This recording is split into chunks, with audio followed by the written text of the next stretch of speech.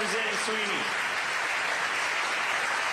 You know, when I first got elected in 2012 and I went to Congress from Kentucky, there was a lot of bad media on me. And so my mom was worried for me and she said, "Are you making any friends up there?" And I said, "Mom, they got a 9% approval rating. You don't want me to make friends with these guys, do you?" I said, "I'll make friends with the 9% you approve of." And one of the friends, my best friend in Washington, D.C., that I found because he was elected the same year as me in 2012 was Ron DeSantis. And I was just starved for somebody who had a brain to talk to in Washington, D.C., right? But here was a guy who was completely principled, and even when we disagreed, we knew how each other would stand on the issue because all of our votes came from principles. And we hung out together a lot. So I was a little bit offended when he got elected to governor. You know, I'm still stuck in the U.S. House of Representatives, and I texted him and I emailed him, and he ghosted me. I got no response. Well, what I didn't realize is because of the sunshine laws there, they can collect your private texts and emails and stuff. So he got rid of email and text. So 6 months later, he calls me up.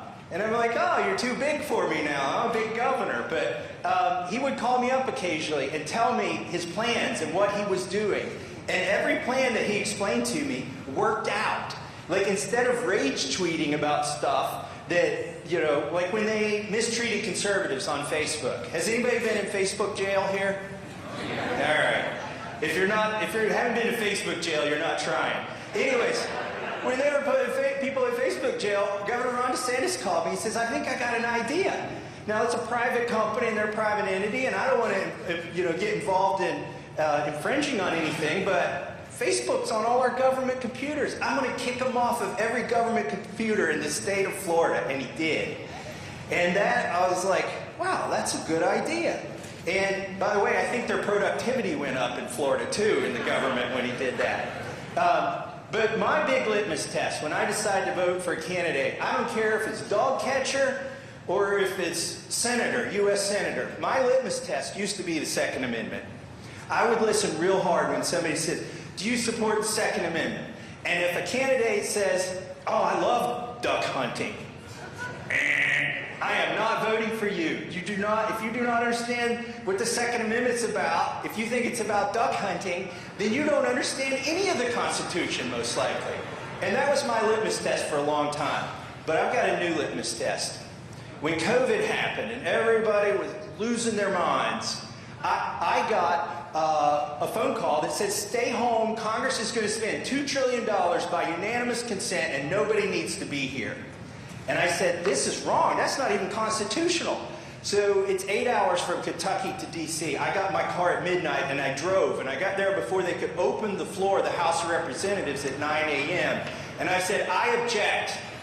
You're trying to spend $2 trillion with nobody here. You're going to cause massive inflation. You're paying everybody to shut the economy down. You're going to cause shortages. There's going to be bad health care outcomes, worse than anything that you will say. This is the stupidest, worst bill in the history of our country." Well, not too many people agreed with me, and definitely nobody in Washington, D.C. And they were ticked off. They had to fly back to Washington, D.C. and do their jobs. But I said, if truckers are going to work and farmers are going to work, and if you're having that guy bag your groceries at the grocery store and bring them out to your car, then by golly, you get to work. So that was, you're clapping, but guess who wasn't? Nancy Pelosi called me a dangerous nuisance on MSNBC. I think we need more dangerous nuisances than Nancy Pelosi, don't you? By the way, I've got a lawsuit against Nancy Pelosi at the Supreme Court now called Massie v. Pelosi because of her mask mandate in Congress. I'm still fighting that. But the CARES Act was one of the biggest mistakes in history, and nobody was supporting me, really. I was the only person in Congress who would stand up. But I got a phone call from that guy who never answers my texts and never answers my emails. Governor Ron DeSantis called me a few weeks later when the world was still hating me. And he said, "I see everybody's mad at you." He said, "They're all going to be mad at me too." He said, because even though public opinion, even a lot of Republicans like these shutdowns and the stimulus money, because there's $1,200 checks. By the way, that was the cheese in the trap. And we got inflation that's more than offset that check. But he called me up and he said, you know what? I know people are going to be mad at me. I know the president's going to be mad at me. I know I'm going to get no good media over this, but I'm keeping the state of Florida open, and I'm making sure our kids get to go to school.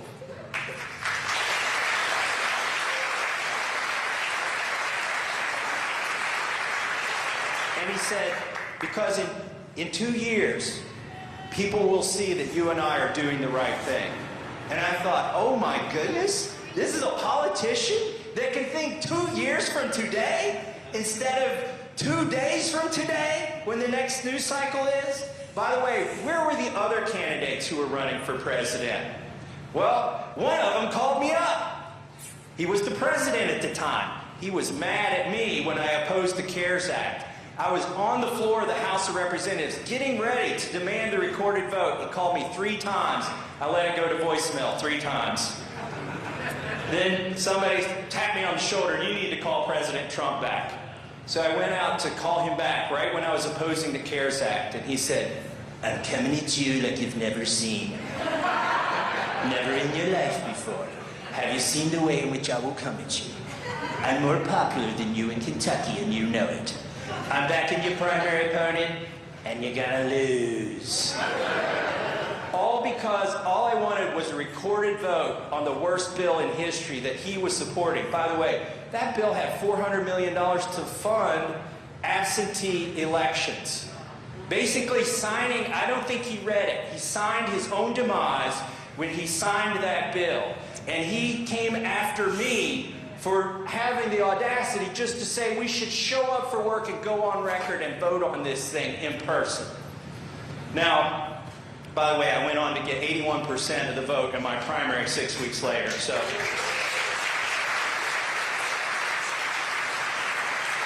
but where were the other candidates who were running for president?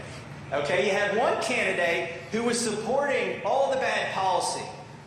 And you had another candidate, I'm not going to name names, who was trying to make money off of this, selling data and collecting information on people and pharmaceuticals. I'm not for that candidate, that's for sure.